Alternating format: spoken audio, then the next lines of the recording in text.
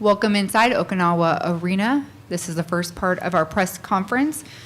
We are joined by Team Australia. Final score, Australia 109, Japan 89. We're joined by head coach Brian Goorjian and number 6, Josh Green.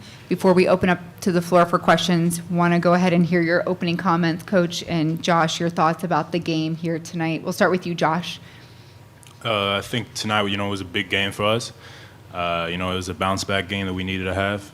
We had emphasis on, playing hard and, picking up. I think X did an amazing job, just with, second chance points and, it carried to the whole team, gave us momentum. But, it was what we needed to do and, just making sure that we continue to have that same energy moving forward into our next game and, be aggressive and ready to go. Thank you. And Coach Goorjian? I just think, it's a interesting world, this international basketball. You win a medal, first medal in the history of this region, and you lose one game by a basket, and you come into tonight and it's like you're coaching for your life and the team's playing for their life.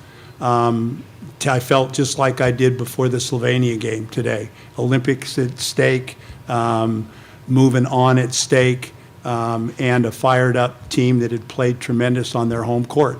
And I just think the blueprint for our success, what we've come and talked about leading into this, the small ball, the switching, the defense, the blueprint was the first half.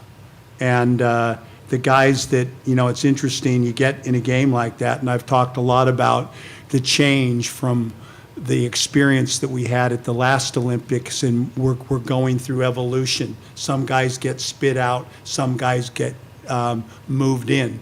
And 3 big pieces tonight, Josh Giddey, Josh Green, Xavier Cooks, are 3 guys that really, he was very important on our bronze medal team, but he was 11 and 12. Experience, very little. So those 3 guys tonight, and that's what we've been talking about for the future of the team, make this thing really excited, not only for tonight, but for future, because they're going to get better as they get more international experience. Thank you, Coach, and thank you, Josh. We'll go ahead and open up to the floor for questions. Please introduce yourself when the microphone comes. Tom Hirsch, NBL Media. Coach, slow starts have been an issue the first couple of games. You must have been a lot happier with how the team came out tonight and the energy they brought early. I did. It didn't, it was real. We talk about the culture of the team. The assistants are saying to me, these guys are locked in. They know what's at stake. I didn't have to do anything like I did during that timeout. There was none of that. No emotion from me. I did that yesterday.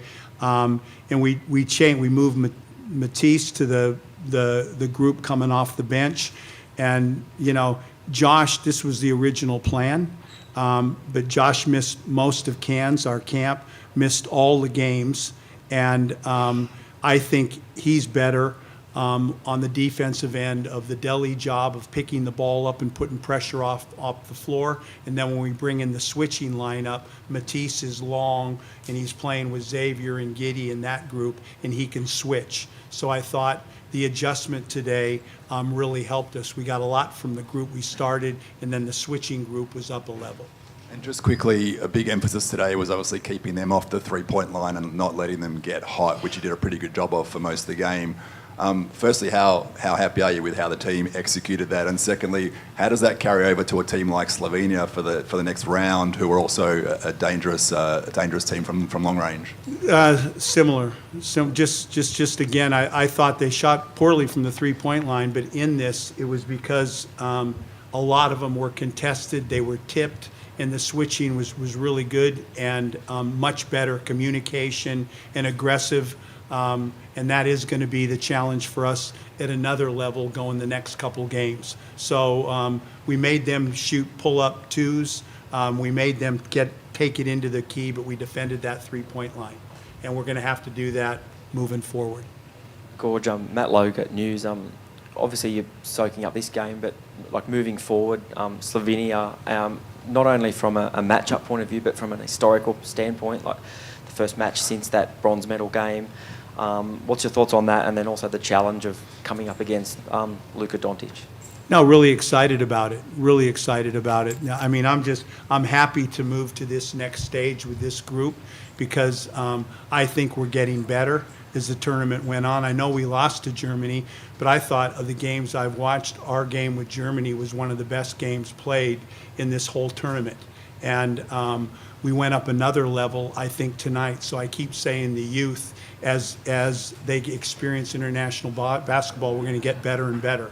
And we're playing a team, when we say trying to win gold, we're playing a team, Germany, Slovenia, those teams can do the same thing. So we're going to have to be on point, and I'm really excited that we get this opportunity by winning this game. And just a quick one for Josh. Obviously, a lot's been said. You play with Luca. I think the last time, you had the cheeky bet, and Luca, had to go to training with it. Is there obviously a bit of banter there? But at the same time, you must relish these opportunities. Yeah, I mean, I think we haven't come up with a bet yet, so that's still in the air. But at the end of the day, I think, both of us are competitive. We're ready to go. So no matter really who it is, we know who Luka is and how good of a player he is. But at the end of the day, we're going to do our work and make sure that we do our film, and we're going to follow the game plan. And it's obviously there is history, but at the end of the day, that's in the past. It's about what's going to happen on Friday, and I think we'll be ready to go. Second row. Shintaro Kano, Olympic Channel coach. Tom Hovis is trying to set a new standard for Japanese basketball after the latest battle against them. Do you get the sense that Japan have become a stronger, different proposition than in the past? Oh my God. So excited I've worked in this region a long time. I was with the Japanese national team on 2 different times. I've been with Team China, I've been with the Philippines, and I've worked in this region. And this guy, when we were at the Olympics, my favorite team to watch, the best coach team I felt at the Olympics was the Japanese women. And he's doing the same thing here. And they play with passion, they play to their strengths. He's got the country behind the team, and your domestic competition, which is a parallel to Japanese success, is on another level from what it used to be. So all systems go, and tremendous respect for the Japanese team and tremendous respect for Hovath as a coach. Second row here on the left side. And then we'll come up here next. Gren Assa from Dallas Basketball. Coach, Josh Green had his best offensive performance today. What did you see from him in the starting lineup today? I saw it when we came back from camp. The guy that I met for the first time a year ago, and the player that came into camp the first couple days, I told him, I said I was so proud of the development. Full credit to the Dallas Mavericks and what they're doing with their youth, because he came in just a much better basketball player than was in Tokyo the last time. And he's been, like I said, out the whole time, hasn't really trained with us, hasn't played any games with us. You're just seeing a glimmer of what's coming. And he's, along with Josh Giddey, is the next stage of this thing. So, and a tremendous person, tremendous part of the team and the culture. So I was excited for him tonight, and now this is another piece to add, which is really important as this tournament gets tougher and tougher.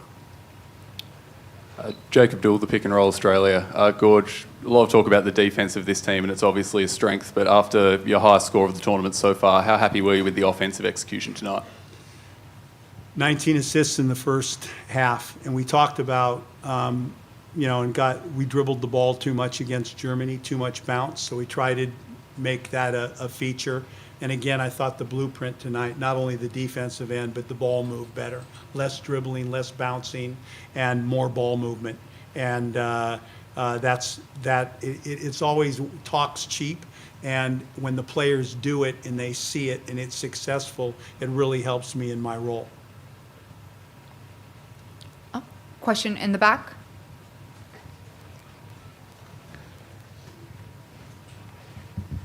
Olga Noor, GSBN Australia. Josh, this team ran as much as they have throughout this throughout this tournament, right? The pace was there, the transition was there. What's it like being a part of this group when you guys are getting stops and running? And then can you talk about Xavier Cooks and the impact that he had on both ends of the floor, but obviously just as a really dynamic guy on the offensive end and in transition for you guys? I think it's a fun way to play, especially for me. I like, getting up and down, picking up full court. I think it's, a little bit of a new way, of what, Australia has played like. But, I think all the guys on board with it. And, I think going and moving forward into now, it's a fun way to play. And it brings a lot of energy. Somebody like Xavier who, he rebounded everything tonight. That just impacts the game, and it's great for him, but also impacts every single other guy that's on the court. So I think playing fast is, is fun, and it's the way basketball is moving, and I think we have a great team to be able to do that. You have one more back there? Okay. Gorge, can you talk a bit about what Xavier Cooks does for you guys defensively, especially in those switching lineups, and how versatile he is guarding those smaller guards? Well, I know when I'm on the side, because Maddie does a lot of the subbing during the game, and I called the timeout and I said, make sure Xavier's not out too long. Make sure, because it's 1 through 5, the switching when he's on the floor. And I just thought he had such an impact when we were at a higher level to start the game, but when he came in, the switching went to another level because the big fellow was hurting us on the rolls the first 5 or 6 minutes. Then we could switch instead of drop when Xavier came in, and it changed the whole game. And as Josh was saying, the rebounding and the running. I mean, he ran that middle line. He stayed attentive on the offensive glass. He passed it. He was a really unique piece, really versatile in this, and really exciting for the next, down the road in our development. All right. I'm not seeing any further questions, so I believe that will conclude this portion of the press conference. Thank you, Coach Goorjian. Thank you. And thank you, Josh. Good luck to you the rest of the way.